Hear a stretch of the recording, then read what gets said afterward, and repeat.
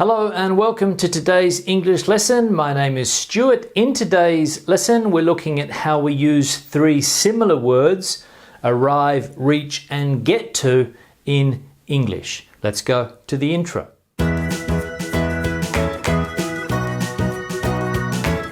Now, as I said, today's lesson is looking at how we use arrive, reach, and get to when we're talking about place. Now, I've put place up here because we can also use these verbs here for time and situation, but I'll show you how we use that at the end of the lesson. But today we're looking at arrive, reach, get to for place, and we're going to see how we use these three verbs to talk about the same thing more or less, but with a slight change sometimes in meaning. All right. So the first one we're going to look at today is arrive, and the prepositions we use with arrive are at and in. We can't use to. Now, it's surprising how many people I hear using arrive to. I arrived to the airport at 4 o'clock. No, you need to say arrive at or arrive in, and there's a slight difference between how we use these two prepositions. So let's have a look at the example sentences and see that difference. Now, the first one, we arrived at the cinema just in time to catch the start of the movie. We arrived at the cinema just in time. So we were going to the cinema. We were hoping to catch the start of the movie. We were running a bit late, but we arrived at the cinema just in time to catch the start of the movie. So there was no problems because, as you know, when you go to the cinema, you want to try to catch the beginning of the film in order to understand the plot or the main opening scene of the movie. So it's important that we arrived at the cinema on time, and we did. So here we're using the preposition at, arrive at. Remember, not to, not arrive to, arrive at.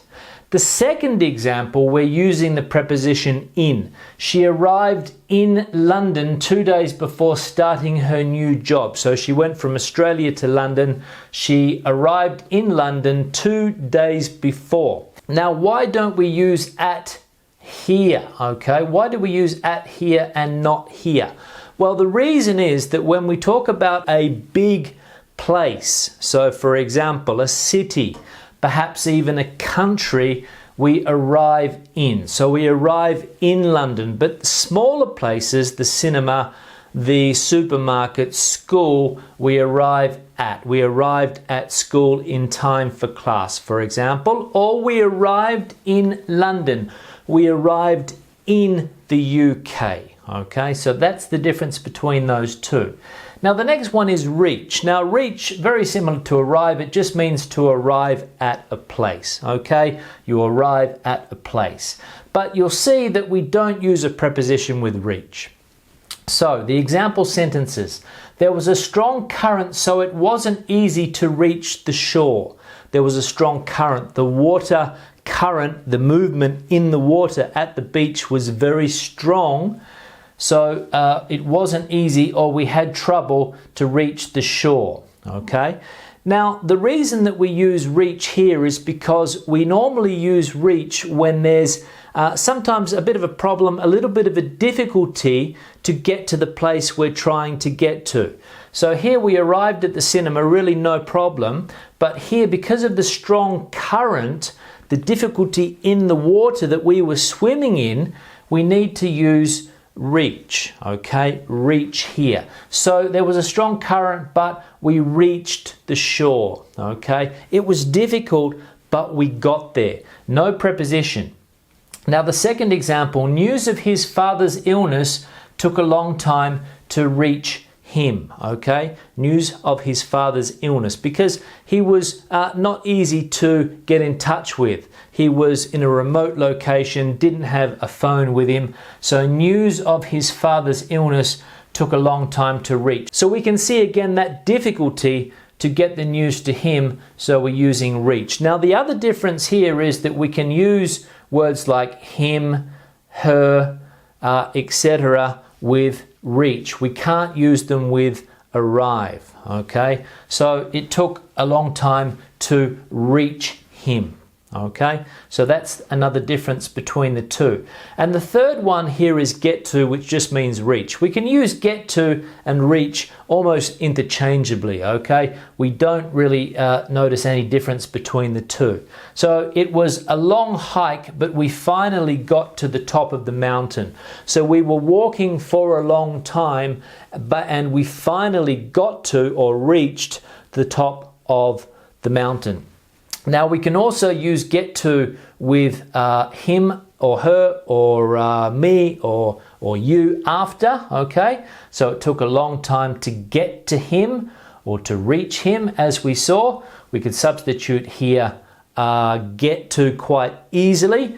We could also put get to here. We got to the cinema just in time to catch the start of the movie, or she got to London 2 days before starting her job. Quite flexible with get to, but the difference between arrive and reach. And get to also gives you the sensation that it wasn't easy perhaps to reach your final destination. So it was a long hike. It took us a long time walking up the mountain, but we got to the summit or the top of the mountain, or we reached the top of the mountain. So arrive, reach, and get to when we're talking about place. Now I said before that you can also use these three for time and situation. And an example of this would be, for example, we reached a situation or we got to a situation where we had to make a decision, all right? Or we got to a point in time, or we got to a moment where we had to make a decision, okay? Got to or reach or arrive. We can use those three. But arrive with at and in, reach, arriving at a place, and get to meaning reach. That's how we use these three verbs. Now, thank you very much for watching the lesson. Question or comments, please leave them in the section below. Remember to give the video a thumbs up if you liked it. Share it please on social media with your friends and connections. I'll see you in the next English lesson. Have a good day. Bye.